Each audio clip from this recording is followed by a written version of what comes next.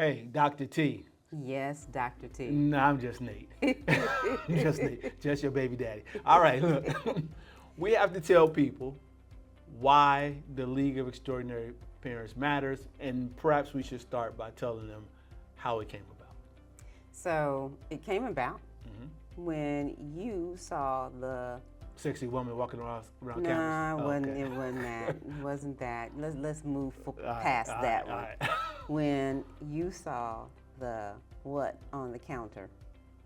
The thing that said it's plus. The early pregnancy test. Yes, that's when it happened. Right. That's when reality slaps one in the face. Yes. And we realized that we were going to have a child. Correct. And we recognized that we didn't come from great backgrounds as far as our childhood To say the experiences. least. Right. And as you say, adverse childhood experiences, right? Mm-hmm. Yep. You have how many? 8 of the 10, the Centers for Disease Control, the CDC, says there are 10 things that limit or prohibit someone from having a full life, and I grew up with 8 of those 10 things. And I grew up with 7 of those 10 And things. collectively, we have 9 of the 10. I don't know which one of the ones we're missing, but whatever it is, we don't want it. All right. No.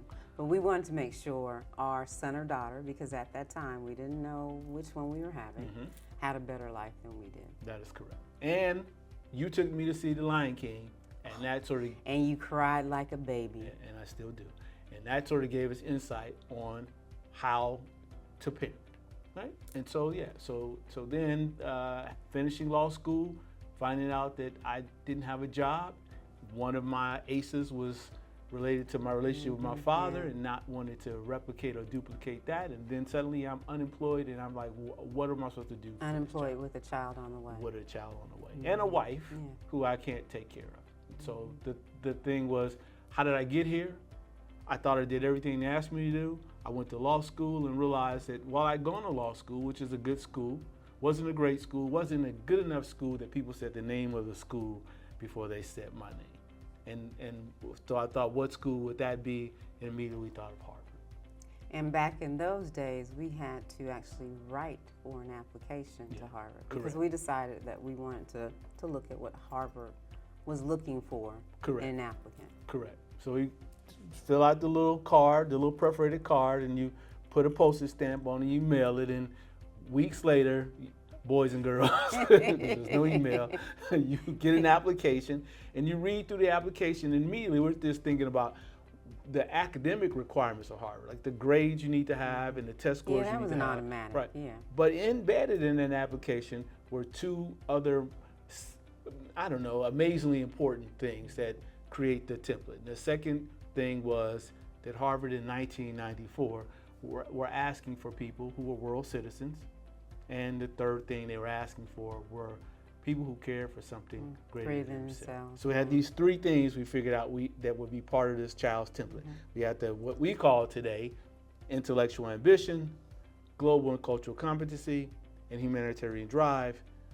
We had to figure out how to make sure that this child had those things in spades throughout his life, or her life, because we didn't know what we were having. Not at all. But once we figured all those things out, we decided it was important to backwards design. We knew what we wanted. Right. Yeah, because we knew that if this is what Harvard was going to ask him when he was 18, the best way to make sure that he met those qualifications was to start, before birth, making sure that those elements were existed. Yep. So that's what we did, and his whole life has been centered around those things. And people made fun of us in the very beginning because we were doing things to them which seemed unusual. Why would anyone play language tapes for a baby?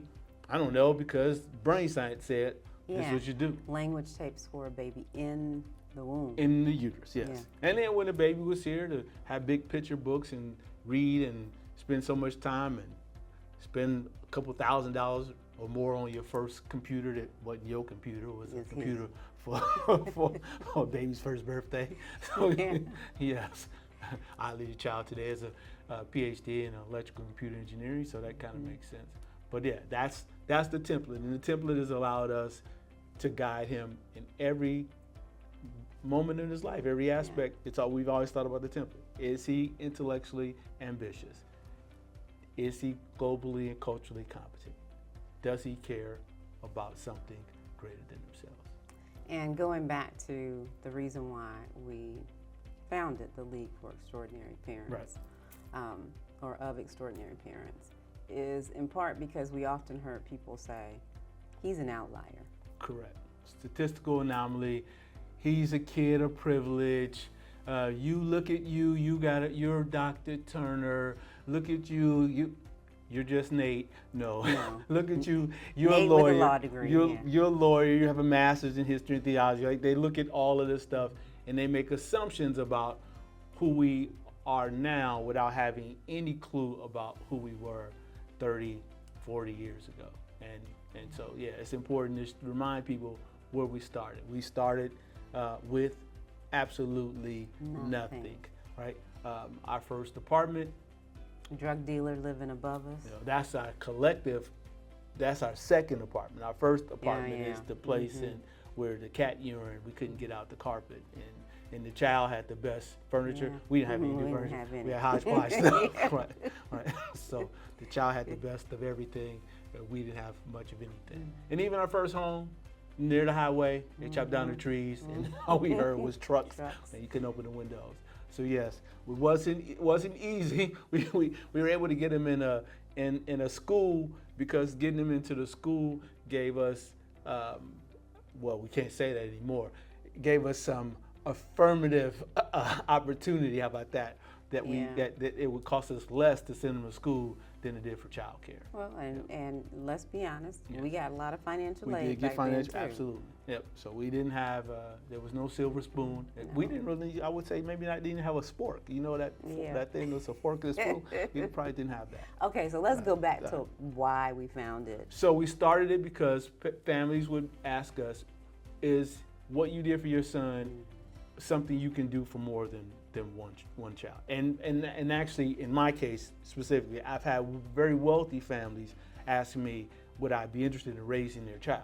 Or I've had very wealthy people say, let's do this and charge people extraordinary amounts of money so that the folks with wealth and privilege could stay where they are, and people who grew up like you and I would have no opportunity. But that's not what we want to do. No, we want to make it such that anybody, any parent in the world who loves their child can give their child a life equal or greater than the one that Nathaniel lived. And hopefully he'll be around for a long time. His life thus far has been incredible.